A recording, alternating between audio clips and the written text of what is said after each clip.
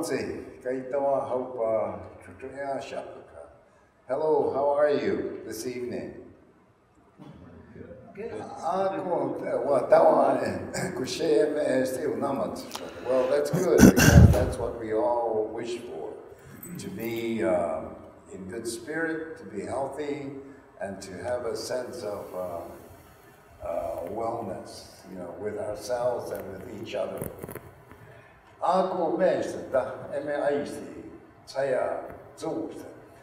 am from Acoma, Pueblo, in New Mexico. That's where I come from. And presently, I live here in the Phoenix Valley, and as you know, Mr. Henry said, a professor at ASU, Arizona State University. I've also been coordinator of this Indigenous Speaker Series for the past, this is the 7th year? Well, let's see, it started in the winter of '08, and we have 2 speakers a year.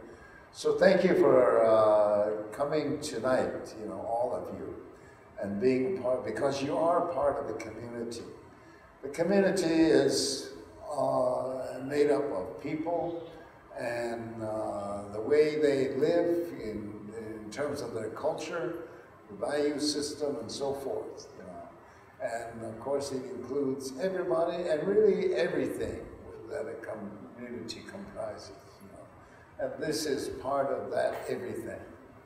So thank you very much to Mr. Jim Pepper Henry for welcoming us to the facilities here and this place that Bird Museum is. I want to introduce and tell you a little bit about our guest tonight, you know, who is our friend and brother, and I feel very much the same for him as I feel for anyone who works with the arts. The arts is really the arts of living, the arts of life. And Edgar Heap of Birds is one of those people that bring us art. You know, by working with art means that he works with the kind of life that we live. We owe so much to the artist, and artists are people who are willing to look at life and bring out those items, you know, and values of the art, I guess you could say art spirit, and visually, and in terms of the narrative or the stories that are there, and much like poets, you know, and I'm a poet or a storyteller, so that we can make good sense of things. I always feel that the primary work of the artist is to make sense of things, or things that have to do with our lives. So, Mr. Heap of Birds, you know, who is of the tribal community of the Cheyenne people and the Arapaho people, you know, is a much accomplished person. And I shall read some things that are written down here. He works with the multidisciplinary forms of public art, large-scale drawings, acrylic paintings, prints, and works in glass and monumental porcelain enamel on steel, outdoor sculptures. He was named a USA Ford Fellow in 2012. Professor Heap of Birds teaches in the Native American Studies at the University of Oklahoma, where he has been since 1988. Edgar Heap of Birds' artworks was chosen by the Smithsonian's National Museum of the American Indian, NMAI as their entry toward the competition for the United States Pavilion at the 52nd Venice Biennale in Italy.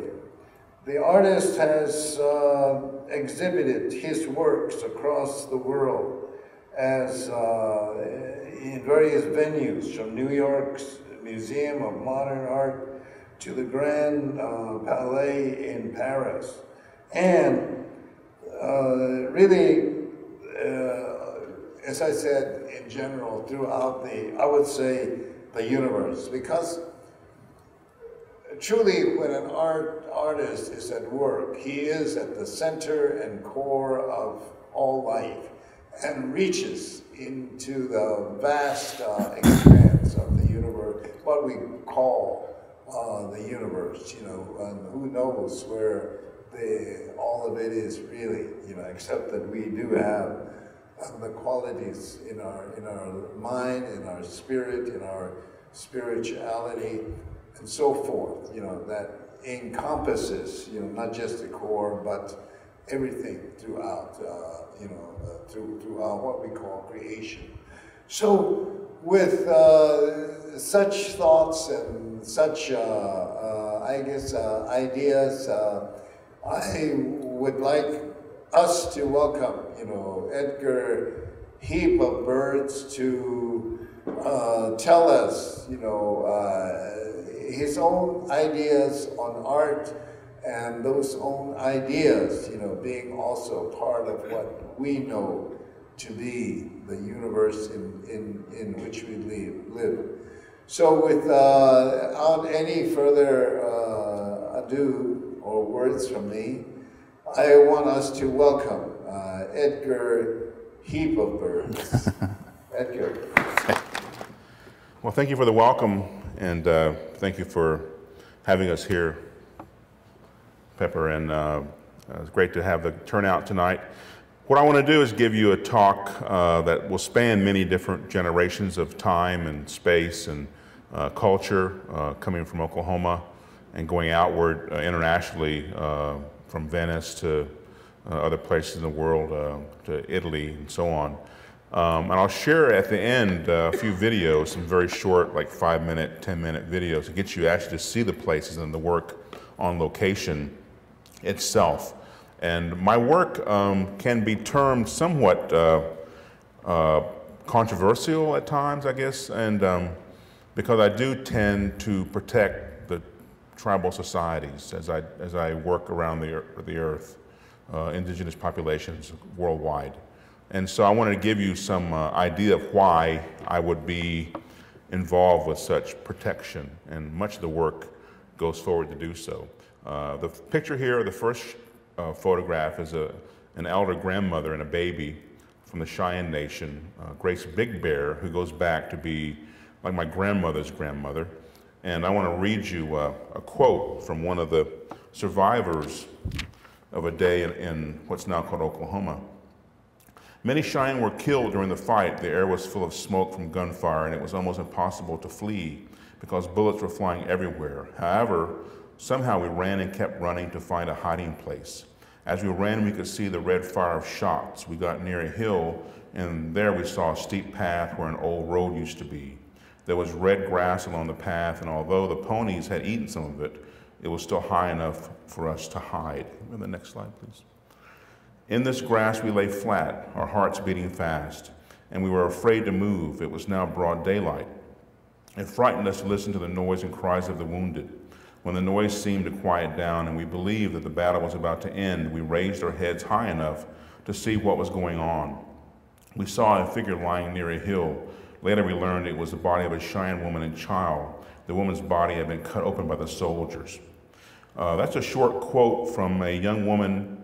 Her name was Moving Behind, and she was 14 years old at the massacre of the Ouachita with Colonel Custer and the U.S. forces. Ouachita River, November 27, 1868, near a town that's now called Cheyenne, Oklahoma. And that day was a very traumatic day for the Cheyenne Nation. It followed the day at the Sand Creek Massacre as well.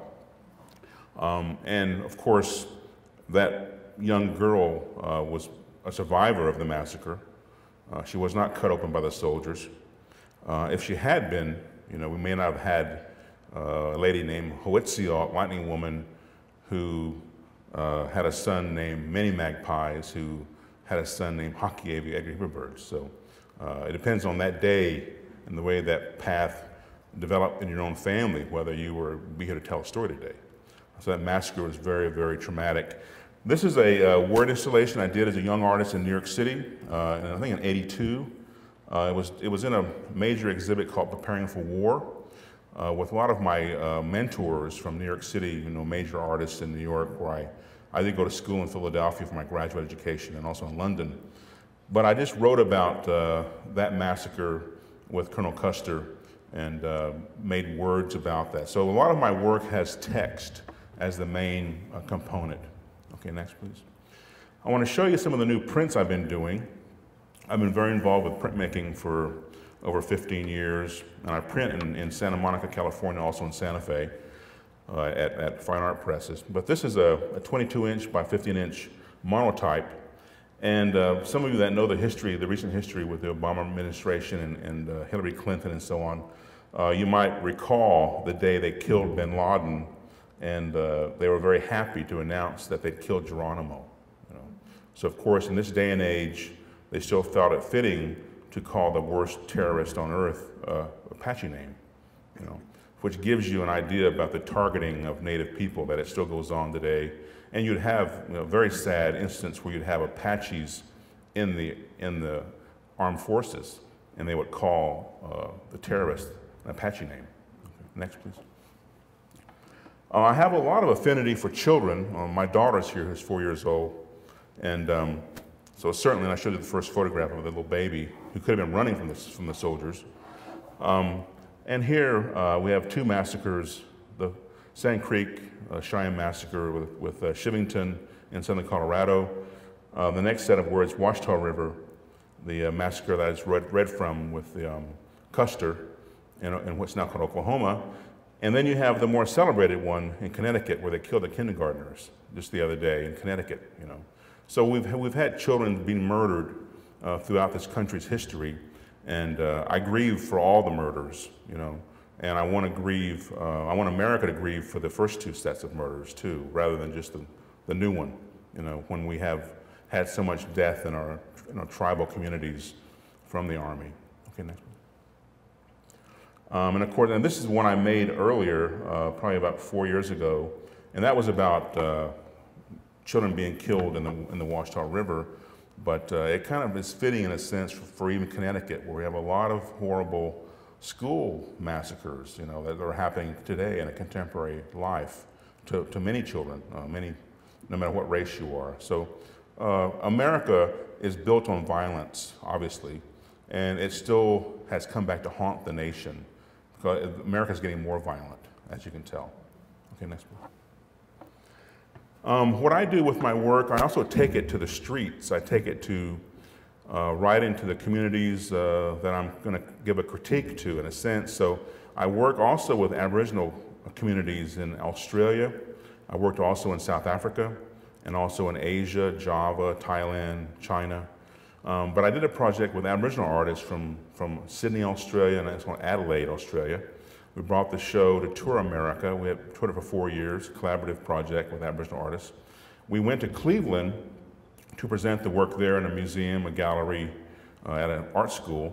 And we made a special billboard, of course, to acknowledge our feelings toward Cleveland, Ohio, and the very, very racist emblem of the baseball team here. And I had a special billboard for them. Here's the billboard. And they got mad at me for making that. They said, you're bothering our copyright, So it was kind of ironic that they got mad about their copyright when they kind of have this major problem with the native imagery that they use every day on all the baseball caps and everything. So I took their chief Wahoo and made him a grimacing Indian. They refused to put the billboard up, the museum. And we had a contract, though, to make the billboard without any kind of further approval. they had brought me in. And of course, people should know me already. They know I'm going to say something a little provocative. I shouldn't surprise anybody. But they were a little bit surprised. But we took the whole issue to the press, and in one day they had a news reporter at my studio in Oklahoma to take photographs of the billboard proposal, and the next day it was in the Cleveland newspaper, and it was also published in Baseball Weekly magazine too, which was great, even better, you know. So the jocks got to see it as well. What happened after that? The museum was so ashamed, they said, "Please make our billboard," you know, and people had actually sent in money to donate toward the cause, and we made 3 billboards instead of 1. And I went up there to Cleveland to help the American Indian movement handle the questions and answers about the project. And it actually became something that wasn't very inflammatory at all. I gave a lecture at the museum, and they actually asked me to come back the next day and talk again. That it was a time to bring forth a discussion about these issues. That's what the work does. It's not going to change anyone's mind or change any history, but we have to come to some agreement to have a discussion. And often the public art does that, so it was very successful. Next. I also work in Canada very, very often. I work a lot in Vancouver. This is in Toronto. And I make a series of projects about human rights in Canada and elsewhere. Of course, this is dealing with the pedophilia from the Catholic Church across the prairies of Canada. It's a major, major problem. Has been for many, many decades. And this is a 20-foot billboard. Of course, they call the clergy the black robes, and so stop the black robes abuse. Okay, next please. This was in Queen Street along the major thoroughfare in Toronto. I also took the project to Vancouver and made bus shelters. So this is a bus shelter, and we had about 20 of these throughout Vancouver. So Imperial Canada Share Stolen Lands was the message there. I work in Vancouver quite often and did a lot of projects. I have a permanent piece that I'll show you a bit later. Okay, next. And here's another project that was we call them interventions, so we intervene into society with public art. This was done to honor the 38 Dakota warriors that Abraham Lincoln hung during the Civil War. And then Andrew Johnson hung 2 more, so 40 warriors from the Dakota Nation were executed, 38 on the same day. And so this is a sign panel. The warrior's name was Great Mystery, Great Spirit, death by hanging, and then December 26, 1862, Mankato, Minnesota, execution ordered by the President of the United States, Abraham Lincoln. So I made a panel for every warrior and put them up on the Mississippi River. Okay, next please. It's a 400-foot installation, and it was up for about a year. It was commissioned by the Walker Art Center. That's the Mississippi River. And there are the 40 panels here, about chest height. And I put them there because gold medal and also Pillsbury Mills was right there. And that's why they killed the warriors, to move the Dakota off the farmland in order to make more farms. And this was the shipping lane for all the grain in that era during the Civil War. They did have an uprising against the government on the reservation, and then they had a war. And so instead of just having a truce, they elected to kill 40 of the warriors, which decimated the leadership. It was a very horrible experience, obviously. To create this arc of artwork, of these panels, 40 of them, I actually bought 40 pounds of Pillsbury flour and made a drawing of flour in the earth. And we put all the panels in the flour. Okay, next please. I work a lot also with youth on my reservation and elsewhere. And these are 2 young students from middle school. And we went out to visit the graves of the warriors on the reservation. We talked to tribal chiefs. And then they helped me to come out and put the signs up. It was snowing by then, and it snowed about 6 inches the day we put the signs in the ground. But in a way, they were actually the representatives of the warriors that had died. They were descendants. And so it was time for them to come to grips with that tragedy and try to see a way to perhaps heal it. And again, if you don't confront it, you'll never heal it. So there's still kind of an open wound in Minnesota, Minneapolis, from the hangings. Okay, next please. I'm really proud that we did this project, and our slide assistant, Karen, is my colleague who actually invited me to the University of Utah in Salt Lake. And we presented the artwork to the student council, the Native Council on campus at University of Utah. And we made a panel that they'd like to make, which was to actually correctly name the Ute Nation, which is Nuchi. And we put that up on their campus in front of their house at the campus of the University of Utah. We also showed others on the art school campus as well. But it was a wonderful experience, and just to give them the ownership of that land back, in a sense. They're in Utah, they're Ute people, but they've sort of been edged out of that situation, so we gave them that ownership back. And I do this with this particular project, Salt Lake. I flip them around backwards to show them their past, the people that live in Salt Lake. That Salt Lake City, today your host is Nuchi. Okay, next please. I've done that also in British Columbia. This is British Columbia backwards. British Columbia, today your host is Squamish. And I have 12 of these panels at the University of British Columbia. Permanently, they're very heavy-duty base here put in the ground. And I gave that to the University of British Columbia, all 12 panels, and they're up permanently on campus. And also, another ironic little twist, this is the way the president goes home every day, to his house. So he has to acknowledge the tribe when he goes home. Okay, next one. I have a new project that's in LA. I've been working in Los Angeles over the last couple of years, my wife and I, and this is California backwards here. And today your host is Juwani. These phrases are actually going to go into a discussion of sacred sites in Los Angeles Valley, the basin. So I worked with a tribal elder from the Tongva Nation, and then their council told me they wanted work about the water, and we chose blue. And so we made 20 blue signs, and they showed me 20 sacred sites in Los Angeles that might be now shopping malls or something, you know, but what's underneath the ground is a very sacred place that they remember. And so we actually made acknowledgments of 20 sacred sites in Los Angeles and put them up on the campus of Pitzer College in Claremont, California. And I'll show you a short little 2-minute video at the end of our talk tonight with this project. Okay, next. I've also been working in the Caribbean, and this is one of my favorite shots. I got to alert the cruise ship patrons about their native hosts. And we waited for the cruise ship to come in, and I have some assistants down there, and they took this out for me and put it up and took a photograph. You know? So I left these signs in St. Croix, Virgin Islands, and then they're able to take them out and show the people about the Taino. So U.S. Virgin Islands, backwards. Today your host is Taino.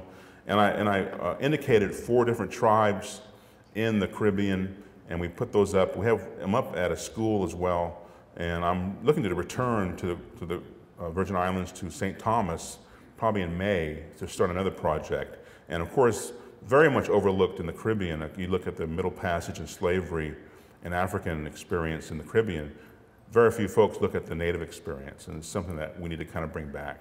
Okay, next one. This is a bus in San Jose, so I work on buses as well, which is very mobile.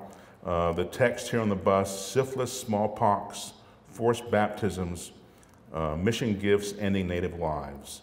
So there I did a major show at the San Jose Museum of Art, kind of a retrospective of my work, but I always choose to deal with the history of the location and put the work up for free on the street. And I received a commission for 20 bus panels on the buses to drive around Santa Clara County and to indicate from my research why there weren't many Native people in San Jose. Of course, the friars came, the church came and brought much disease to the people, and that's why they're pretty much absent from that Bay Area in terms of indigenous population. We put these up on the buses, and they thought I would make a message about my art show. Edgar Hoover Burns has a show at the San Jose Museum of Art, but I didn't do that. I did something else, and then they got upset about it, and the Catholic Church got pissed off and said, "You can't put that up." And the actual advertising director for the people that own the buses said, "Edgar, we have to take your panels down." He said, "But we'll take them down real slow," you know, which was wonderful. And because he agreed with the message that we needed to talk about what happened to the Native people. And so by the time they began taking them off, we got the censorship reversed, and they stayed up, and then they don't actually replace them until someone buys the ad space. So it rode around for months and months and months, so I would jokingly call it the death bus, I guess, but there were 20 of them all over, Okay, next. This is a recent piece. That was in '92, I think. This is one from just a couple years ago. I've been working in London a lot lately, and I went to school there for grad school at the Royal College of Art. But this is a banner I created for an ecology show that's called Wild New Territories. Next, please. And that's the border. So there's kind of two images there. There's the dagger, cross, Christianity, sword, which is actually a real image. I researched this. This is a real icon from the church. Then there's the biohazard. So again, kind of going on the mission gifts issue of disease. Okay, next please. So we have this on a wall, and this is right near King's Cross Station. And King's Cross and St. Pancras Station is the location for the Eurostar. And I've taken it, a few times myself, going to Paris, and it goes under the Channel, then it goes over to Brussels. So it goes to the European Union capital, and a very, very important location to make a message about European kind of conquest and genocide. Okay, next please. But that's the message I made, and the ecology show was very sensitive and very timely. It was built on issues of being green and being sensitive to the earth. And of course, along with those perspectives, you have kind of a knee-jerk reaction to population control, where we're all talking about population and keeping populations subdued and not growing. But of course, with our genocide of 25 million Indians to 100 million lost in the Western Hemisphere, we don't have a population problem. In the Western Hemisphere. With Native people, we're trying to build up from the massacres back up and the genocide of disease and so on. So I had sort of a different take on the ecology, and I put that into my offering for the exhibit there in London. Okay, next please. The show toured to Vancouver, and that's one of the panels there. And I chose to create a new set of signs that are actually different estimates on the demise of Native people in the hemisphere. So it goes up to 100 million, the low number is 25 million. Next, please. I'll give you a little detail.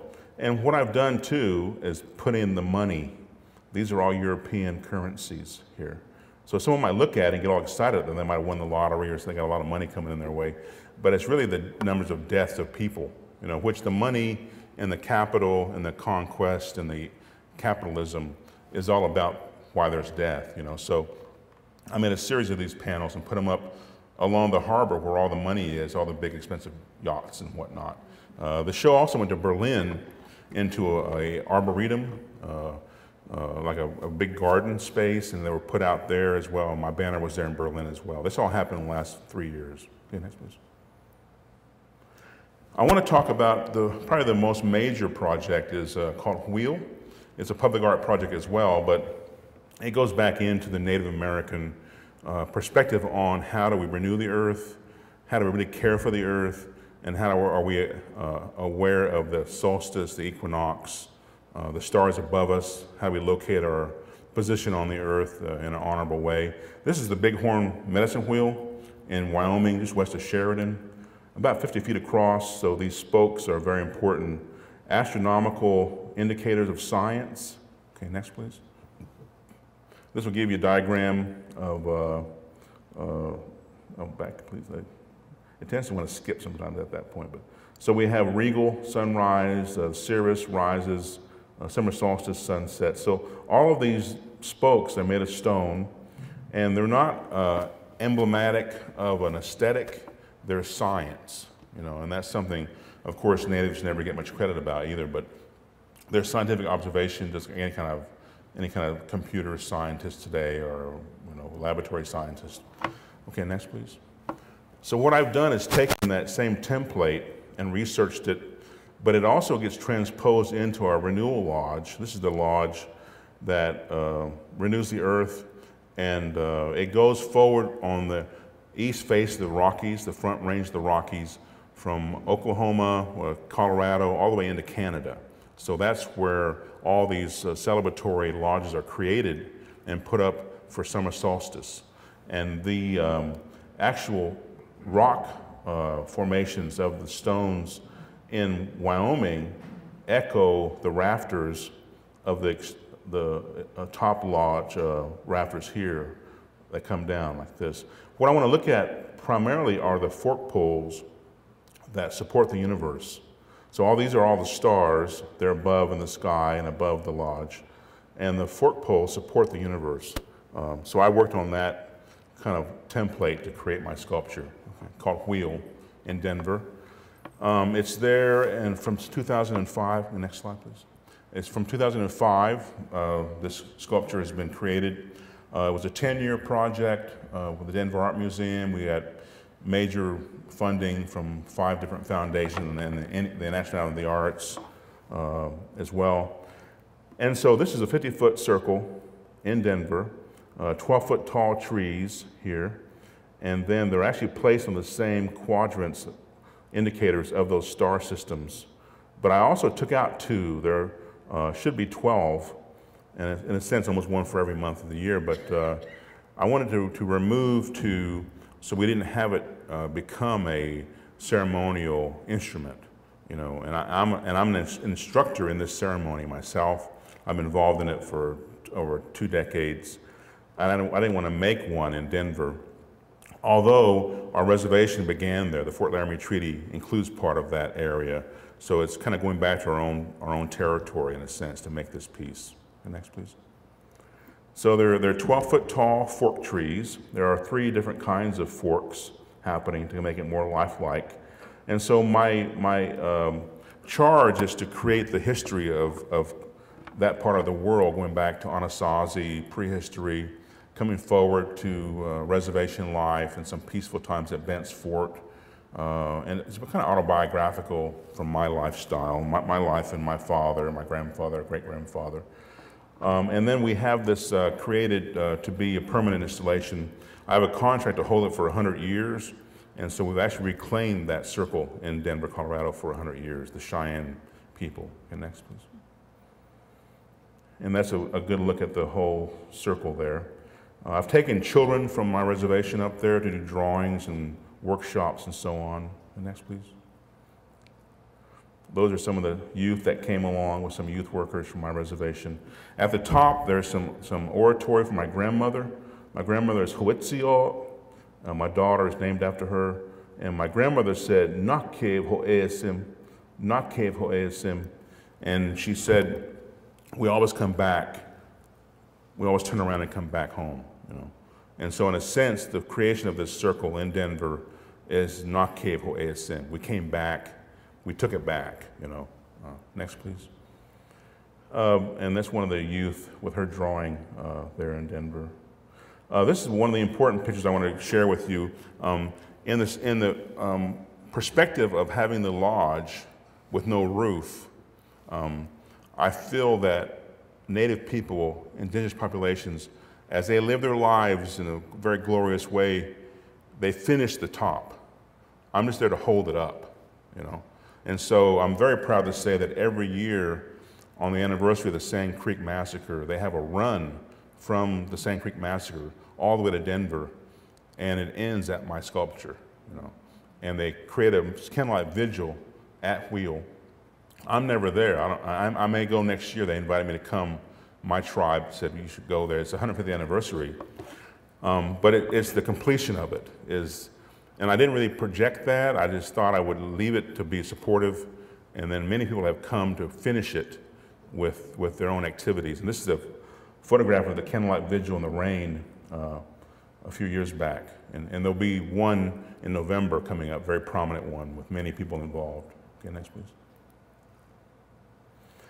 This is another one of the wheels in a sense of a diagram, and we're going to look at something very important to know. Primarily in the prairies, I would say, but this is Cheyenne, so I'll talk from that perspective. But the color, this is northeast, black. This is southeast, yellow. This is southwest, red. and we have northwest blue. This day is the solstice summer, the long day. The sun's going to rise at the top of the earth and travel all day, coming up and setting up by Seattle. It'll rise up by New York, around the world. The winter solstice, the short day, it'll rise low on where Florida, somewhere, come across, set California, or somewhere in Southern California, Arizona. This dynamic of the wheel is the template of the extremes of the earth. And so it's not really about this shape, it's about this shape. So if you know this, it doesn't do you any good. If you know this, you know when the animals will be migrating, you know when the crops are tallest, when they're smallest, you know when it's time to gather wood, you know when to move to the north, move to the south. So it's really about knowing the extremes to live on this earth. You need to know how the sun's going to move and how the weather's going to change. So I work with this shape a lot with students. Okay, next please. I work with youth on the reservation. We did a painting exercise, and they all painted the same kind of theory about the directions of the sun, and they put little images of their own lives inside. Some of these aren't quite finished, but that was kind of a weekend project with some of the youth on my reservation. Okay, next please. And I've been very involved recently on working on murals for the Cheyenne Arapaho tribe. I'm active with the elders and also with the youth, as I said. So we had a new gymnasium that was renovated in a place called Canton, Oklahoma. And so the people that were doing the renovation, our tribal workers and administrators, asked me to create a mural for the gymnasium. And so what I did, and which I want to, we have a proposal to do more of this work, which will probably happen in the next year or so, is to find elders, probably that have passed on, that beaded Cheyenne beadwork, Arapaho beadwork. This is a rosette design, which was about 3 inches tall. And I do a contact scan with high resolution computers, and then we bump it up to 6 feet tall, you know. So my mission is to take these images, I put them onto a platform, we put them onto steel, and we install them at the tribal community centers. And the youth that play basketball, I jokingly say they want to dunk the ball, they want to do the best that they can do with athletics. When I say, why don't you bead this while you're at it? Why don't you bead this kind of quality? And we have, you know, very little beadwork happening anymore. It's so time consuming. We have very few youth that are beading. And so I want to inspire them to bead, you know, and I really enjoy beadwork myself. I collect it. I'm wearing it right now. But I have to have a way to inspire the youth to make it and to carry on. So these are 2 8-foot by 8-foot murals that are up at Canton right now. And I have a proposal to make more of them and identify more tribal artists that are probably deceased. You know, we want to memorialize them. And some of the text is actually from ghost dance songs from the Arapaho tribe. Okay. So while I'm working internationally, I'm also working on the reservation. This is another project in New York City, on the Hudson River. And it actually deals with Henry Hudson and the river itself. It was a project dealing with the river and an art center. Okay, next please. I'll get a little closer view for you. I made a series of panels about the river and the Mahicantuck. The Hudson River has a native name, of course, before the Englishmen came. John Coleman was with Henry Hudson, and he went out on the river in his boat, and I think he must have angered the Iroquois Confederacy because they shot him in the throat with an arrow, and he never made it back alive. So I put an arrow at the bottom, arrowhead. So it's about that engagement with the river, but also with the tribal people that were in New York before it became a state. Okay, next please. And these are all the clan mothers for the 6 nations. So the bear, hawk, heron, beaver, eel, deer, turtle, snipe, wolf. And of course, the river knew the clan mothers here. And I put a bear claw, and that's where the blue collar is there as well. Okay, next please. And there were about 6 artists that all dealt with the river that were in the project. So they were up just in the garden area. There's an arboretum area there, and they were up in the garden. Okay, next please. Also, the Hudson River was so polluted by General Electric Corporation that it became a Superfund site. They had to dredge all the earth out of the river and go dump it somewhere, spread it around because it was so toxic. And they've done some renovation of the river, but all these fluorocarbons and so on, hydrocarbons, the river knew them. And I have a gas mask here at the bottom going around. Okay, next please. And these are some of my assistants, technicians to put the pieces in the earth. I fabricate all these projects in Oklahoma, and then I ship them kind of globally. And I'll show you this. This is my favorite sign set here. Okay, next please. Next please. And so for me, I was really, really impressed, of course, with the water and the spirit of water. I did that in Minneapolis with the warriors that died. But I want to talk about the LaGuardia Airbus A320 US Air 1549. Okay, next please. That was coming out of LaGuardia, and it passed over parts of the Bronx where this was. And I like to say that this big giant jet aircraft was asked to land by about 20 geese, and it did. It did. You know, and it's very powerful and masculine and all this money and technology, but birds made it land. And the birds said land in the river, and it did. It landed in the river and floated down to the bottom of Manhattan. So I put a big fat duck there, you know, and there's the jet. Okay, next. I don't know if there's another slide of the. Let me see what's next. Let me go back one more. So anyway, that was really something that I think was very impressive, in that we can not discount nature. We can't really out-engineer nature. The birds are something. Airplanes look kind of powerful, but they're kind of fragile, I guess, when they meet ducks. You know, so I thought that was important. Now, we put that up. Can you go back one more, Karen? So we put that up so you actually see the river, and that's New Jersey. You know, so the plane landed in the river going down that way. Okay, next please, the next couple more. I want to talk a little bit about my studio practice. That's my studio in Oklahoma City. I own a building downtown, and I have been making these Nuf paintings for many, many years, and I'll show you about 8 of those, and a print I did for Cleveland as well. Okay, next please. My paintings come from the Oklahoma earth. I lived in the reservation area for over 10 years and hiked and hunted and lived with the heat and the cold. Got involved with ceremonial ways, obviously, too. Okay, next. And so this tree was very instrumental in showing me my imagery to paint in my studio in Oklahoma, on the reservation. And these are some of the paintings that I created from just having that vision of the nature and movement across a field of color, these shapes becoming almost like people, individual spirits that begin with just shapes on the canvas and build and have overlay.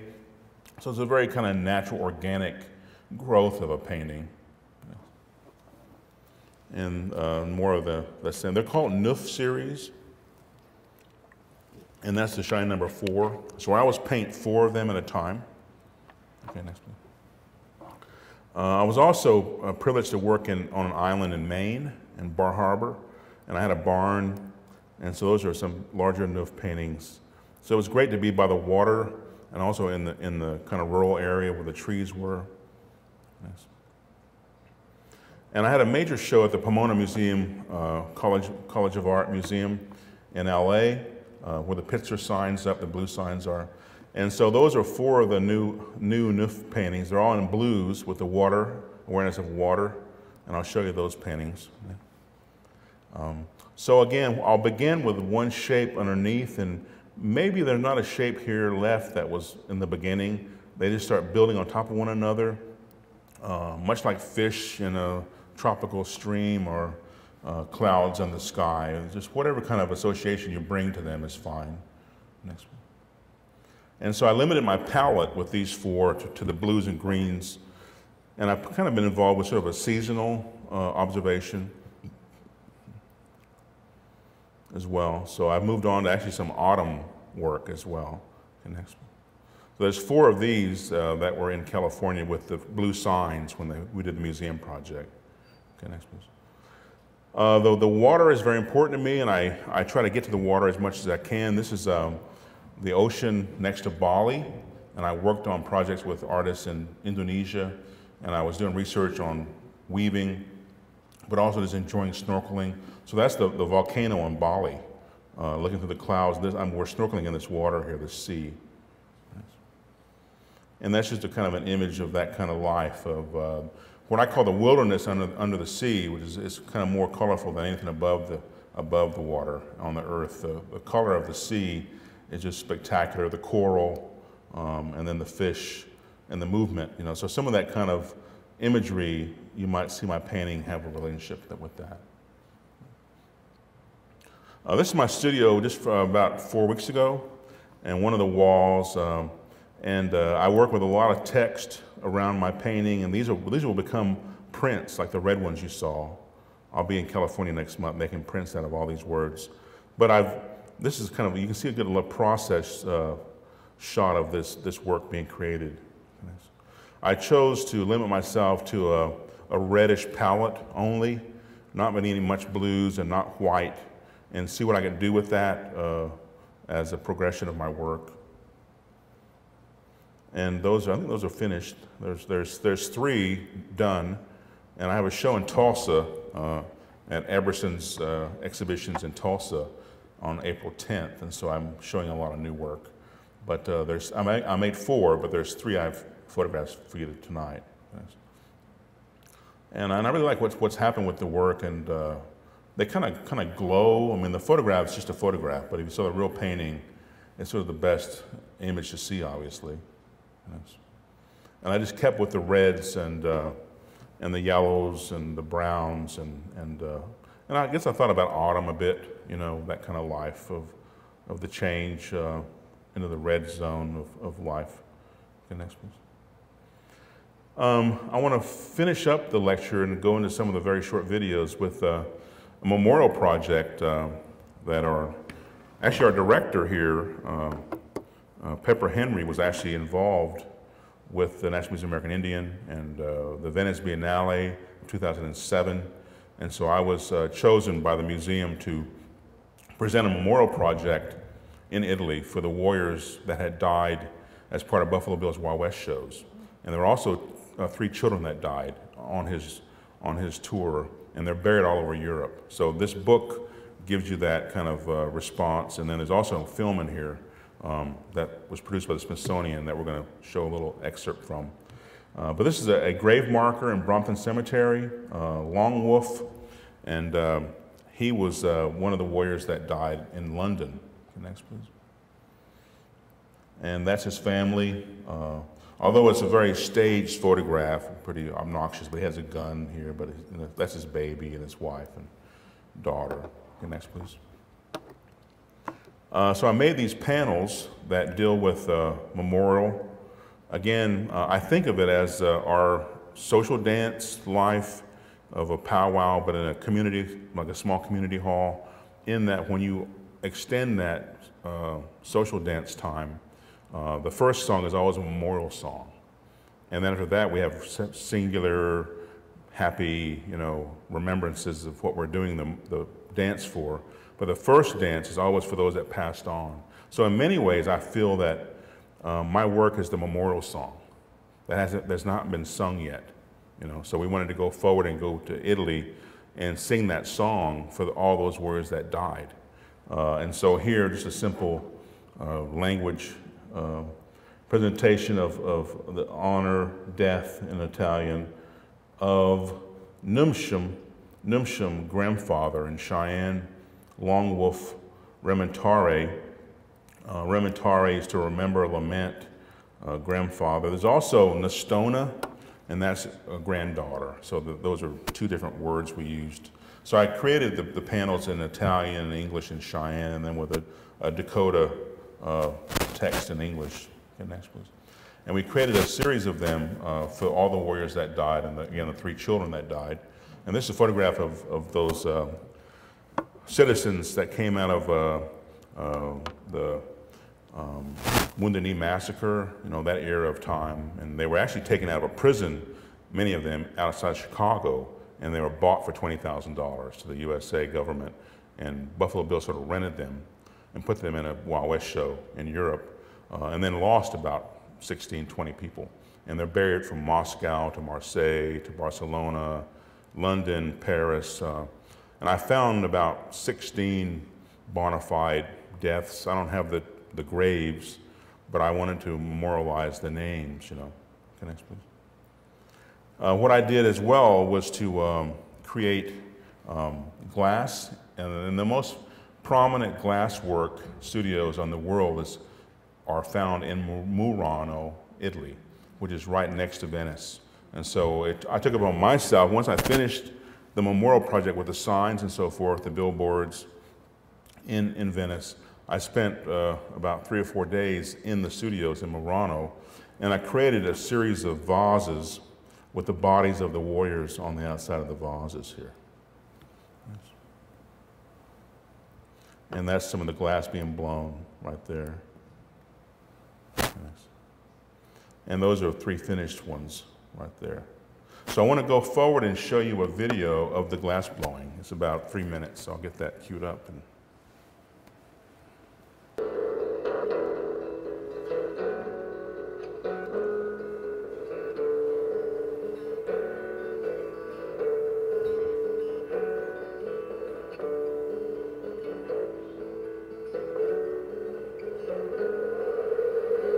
Important, I feel, to be able to articulate your feelings in different mediums, but often the market drives us to create one kind of medium. So glass is a new one for me, but I'm bringing my painting sensibility to it.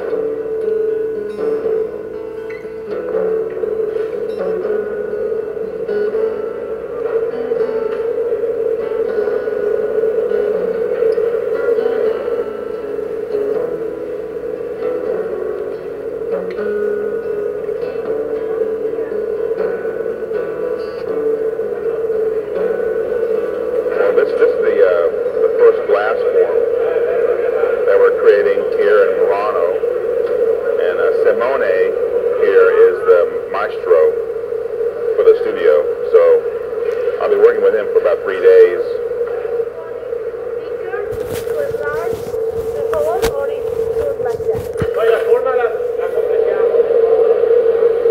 So it's a matter of just trying to kind of communicate and find a language visually that we can work with to create the body of work in glass.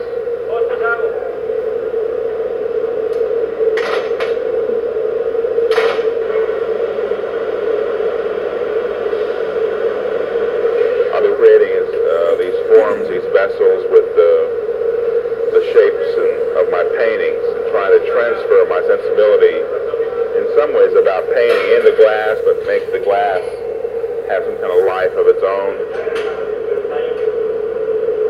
We ended up pulling the hot glass to make shapes out of it, and we tried to get it out of the painting forms, and we couldn't really do that accurately enough.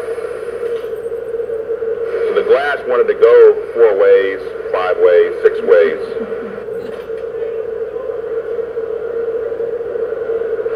And we pull it that way. And then it became like people, like flat silhouettes of humans. And then I came to 16, the balance number, 16 dancers, 16 warriors. So then we laid 16 down all the way around. So we got the concept, we got the methodology, we got the material, all combined, which is the brilliant moment when that happens, and then you start working there, you start making the work. If you can get to the point where you're just being investigative with the material, you know, that's part of how we handle our lives. It's very chancy, very risky, but I think we actually landed somewhere we needed to be, you know. And I think that's the risky part of being an expressive artist is how can you keep putting yourself in that position where you're at a loss, you're out of control, you're trying to find something.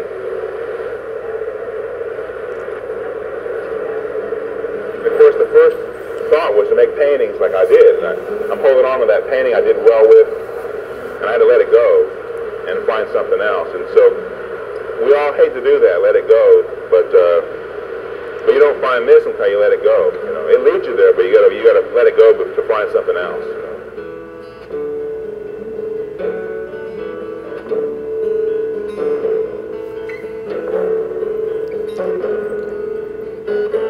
You like it?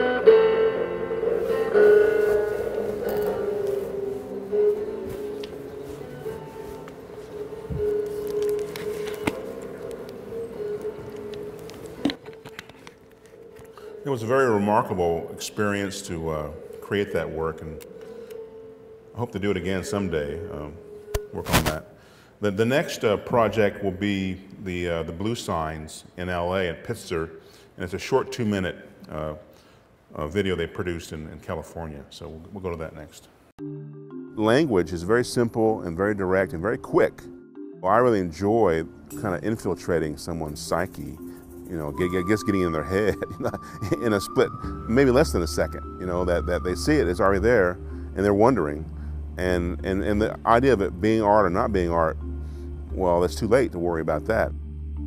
These particular pieces, they're called native hosts. Here, the Tongva Nation is really the critical kind of community that we're all being hosted by, along with the nation's sacred sites, which are remarked in all the sign pieces. There's 20 pieces I created for the Pitzer campus. We invited Edgar to be the inaugural artist in residence for a multi-year program we're doing here that's funded by the Andrew W. Mellon Foundation, focused on art and environment. And we invited Edgar to create a public art installation for us. The first point of all these efforts in public art is what I call a puncture.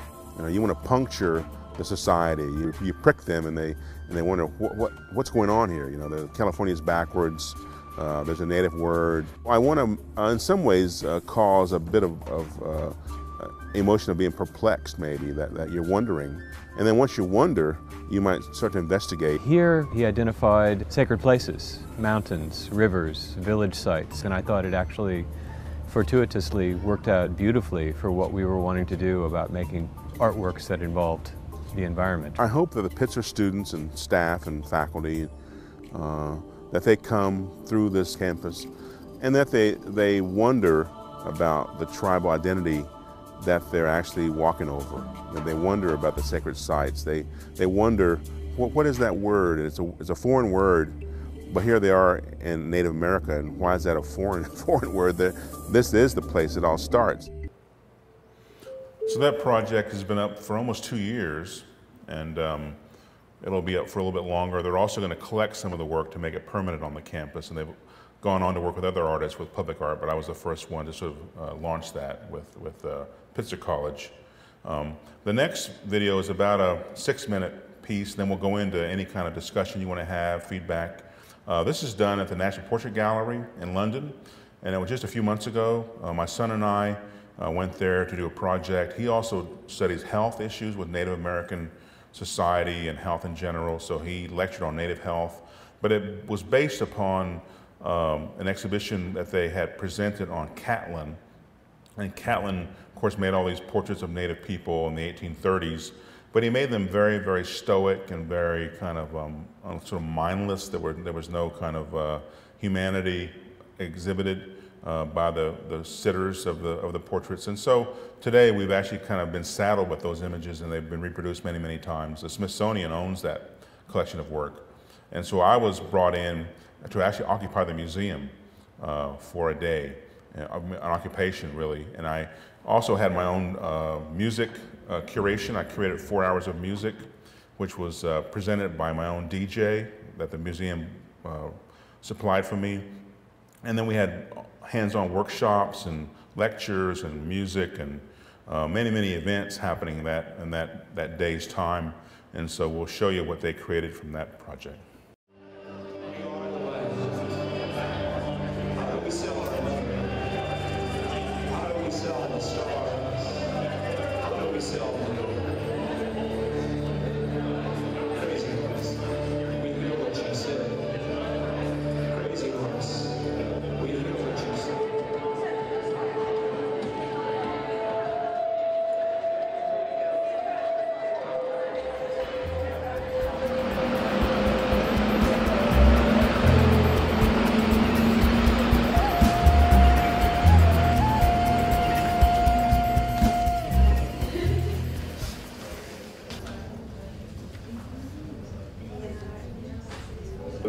to give you tonight, right now, is consider describing yourself or some other experience with 3 words.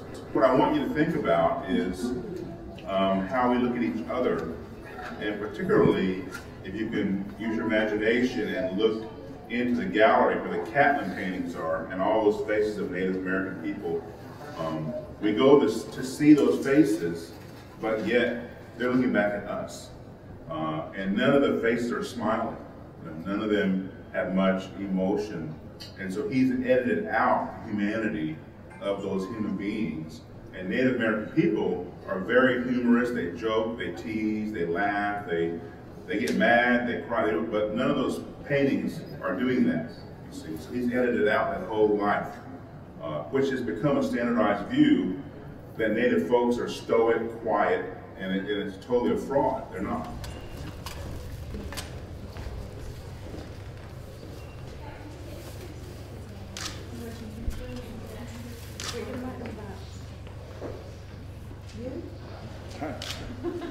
All the narrative art from Native America, First Nations, most of that is for a non-Native audience.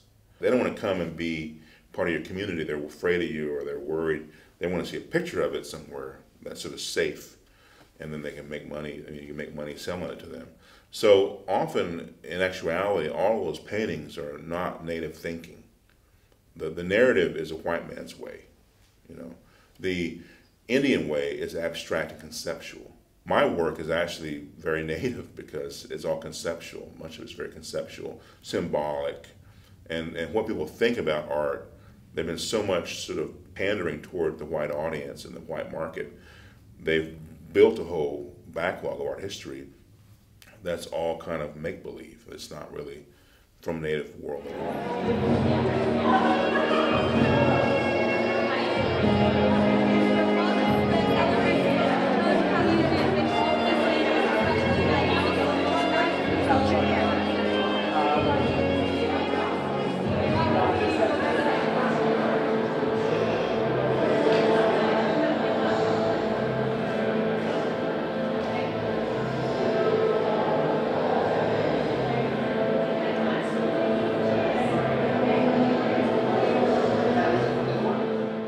We censor ourselves, Native artists do. We stop before we start, you know. And my work has never been stopped anywhere. We divert it to somewhere else if it gets resistance. And so I've done many projects that are very provocative and inflammatory, I suppose, but they've never been stopped. And I don't stop them. I don't back away. I keep charging ahead, and we make progress on certain issues. But there are many artists that are First Nations, Indigenous, don't even take that charge. We're not all whaling or whatever. We're not hunting buffalo. You know, that's a maybe there's a little fragment of society that's involved with that, but that's not it anymore. And if you keep painting portraits of happy buffalo hunts, you know, then the public is going to believe we're actually happy buffalo hunting.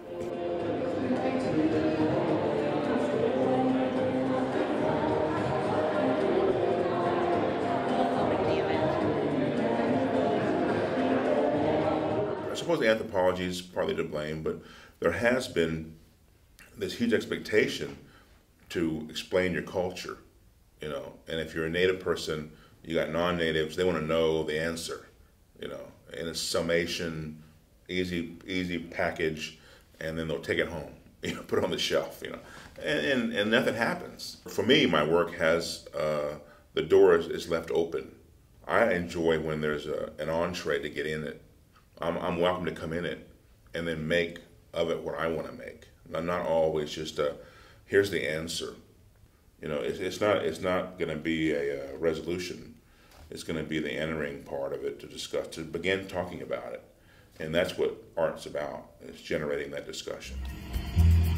So there was an exhibition that was handled in London after this project where I exhibited the prints, the red ones. I call them Dead Indian Stories, and the British Museum actually collected 2 of them from the project. So I've been working also with the Rural Academy on consulting on a new Native art show they're presenting, and I critiqued work at the Royal Academy when I was in London as well. So we have kind of a relationship with what's happening in London right now with art, which is very, very supportive, you know, it's very good. So that will conclude what I have to offer tonight, so thank you, you know.